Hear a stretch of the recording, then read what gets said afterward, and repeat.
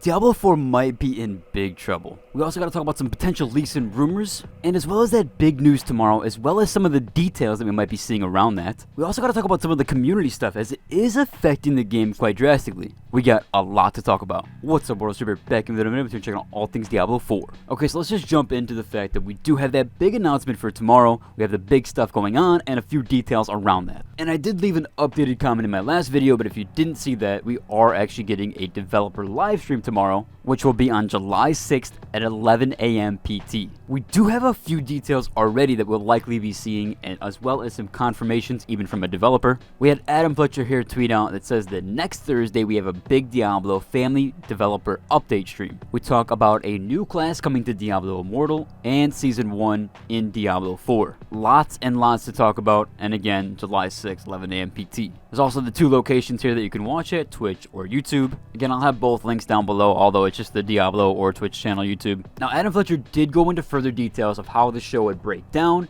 and kind of what we'll be seeing for the Diablo Immortal section, as well as what D4 will be receiving as well. So Adam Fletcher did tweet out here saying that run of the show will be Diablo Immortal for our first 15 mins, and Diablo 4 for the remainder of the show. This will be a long show, so I'm expecting 60 plus minutes for this one. All of this is live, so we'll have a quick swap of devs in between. Now, I did also give a brief update on some of the crash issues that people have been experiencing in 1.03. I know my game has still been kind of crashing on and off. I seem to be less so now. However, I'm still getting a few of those issues from time to time, especially the stutter and the VRAM leakage after a few hours of play. We did have Adam tweet here to somebody about the crashes, saying that once I have an update, I'll let players know in the forums. I'm not leaving anyone in the dark. The team is still working and testing on items, so there isn't an update beyond the one I provided, but it is a top priority. Now, we also have some clarification on the Season 1 breakdown, as well as the classes that we'll be receiving for Diablo in general. However, we're not receiving a new class for Diablo 4 in Season 1, and that was just mentioned for Diablo Immortal. Adam did clarify here, someone saying that it says new class for Immortal and Diablo 4. However, Adam did clarify saying it literally doesn't say that. It says for Diablo Immortal and Season 1 Diablo 4. Some people here were a little bit confused on it, saying that they thought because of the and section that it would be a class for both sections of the game. However, yeah, we're just receiving a new class for Diablo Immortal, and then we'll be receiving Season 1 for Diablo 4. That does sound a bit worrying that we can't get classes out for each season. However, maybe they'll have potential for new seasons in the future. Now, as far as some other details go around the actual live stream, they said we'll kick off the live stream with a deep dive provided by senior narrative designer Ryan Quinn and lead user experience designer Chris Lau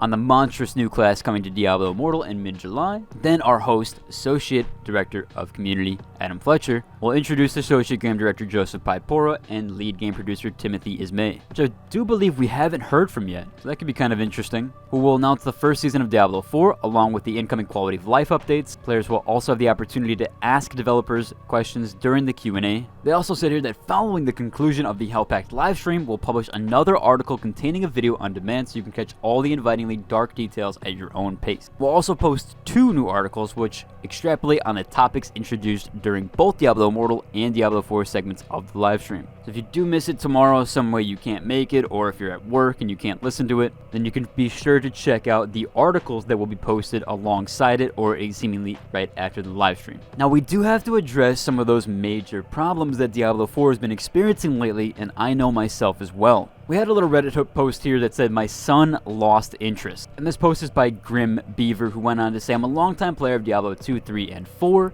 Both my sons, 17 and 21, have played Diablo 3 before as well, though not as much as I did." Went on to talk about things like the legendary drop rates and the end game just not really being kind of there. He also went on to say that we spent $400 on this game as a family and wish the game was more enticing to play. We also had another post here saying that leveling up should be a byproduct of enjoying the game, not the only thing to do beyond 50. And that was by Dago Wow. And then we have another post, this is all within like the last day, by Alt Knob, who said the reason for all the burnout is because the same new and exciting dungeons we ran in Act 1 betas turned out to be the only dungeons in the game. 150 dungeons advertised with all unique layouts and exciting built around them. Then they released 3 Act 1 betas that allow us to spam the same dungeons in Act 1. They were fun and exciting and left us expecting and wanting more. However, definitely from my perspective, and as well as other people clearly here, this is a highly upvoted post that yeah, the dungeons in the beta were literally the only dungeons in the game in general. And man, I'll be honest, the end game is just very, very stale. Yeah, sure, I rushed to level 100, I got all my stuff done.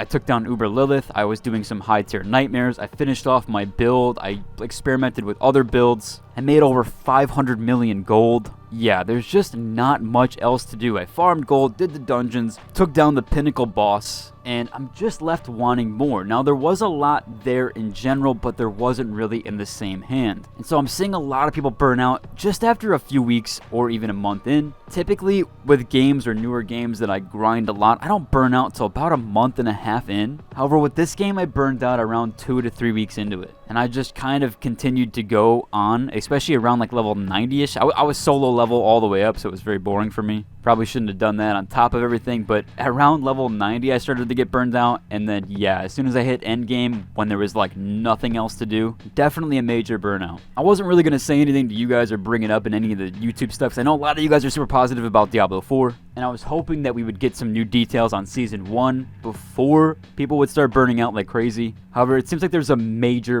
drop-off on the Diablo 4 player count, as well as the major burnout that players are experiencing reaching this endgame point. Now, I know a lot of you are casual in the sort of experience-wise and sort of gaming-wise. However, if a lot of players, including myself, are reaching this point of burnout already, you're going to reach it sometime soon as well. I myself have gone over to World of Warcraft Classic, and I've been playing the PTR Hardcore. That has been a ton of fun for me. I'm still waiting on Diablo 4 Season 1, hoping to see that something comes of the actual endgame. I'll be honest, if I don't see anything enticing endgame-wise, or there isn't a major revamp to endgame for Season 1, I don't know if I'm going to come back to this game. There's just not a lot there for me to re-experience that 1 to 100. So I really hope this developer live stream really showcases that they got a lot of stuff other than just quality of life. Because that seemed a little worrying where they just said quality of life stuff going on. I think the game needs a lot more than just quality of life features being added to it. They're definitely a main point of what Season 1 should bring. However, we definitely need some major rework for the endgame and major rework for the dungeon. I just don't know if Season 1 will bring that in time. Especially since they've already worked on Season 1 and had Season 1 basically done before they even received feedback for the initial launch. We'll have to see what goes on here. And there's even another post from somebody that I didn't go over by Here You Go Man, who also talks about his favorite gameplay loop missing from Diablo 4, which is the major trading issues that are going on. Essentially, the gear scales with your level, and yeah, you can't even trade it down. It's a lot there I hope they address during this live stream. But that does about cover for today's video. If you like it, and subscribe. And until the next one, doses.